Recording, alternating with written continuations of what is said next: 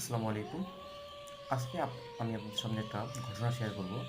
সেটা হচ্ছে আজকেই ঘটনাটা ঘটছে। আমি আনুমানিক আজকে রাত 10টায় ঘুমিয়ে পড়ছি।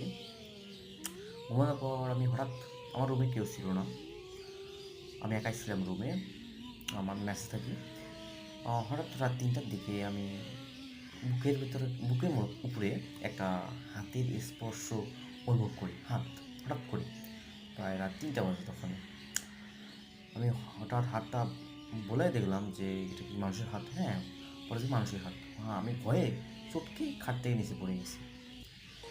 তারপর উঠলাম, উঠে দেখি ওটা একটা মজার ব্যাপার হচ্ছে ওটা আমারই হাত ছিল।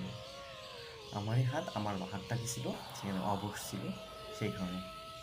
আশা করি বুঝতে পারছি। আসসালামু আলাইকুম।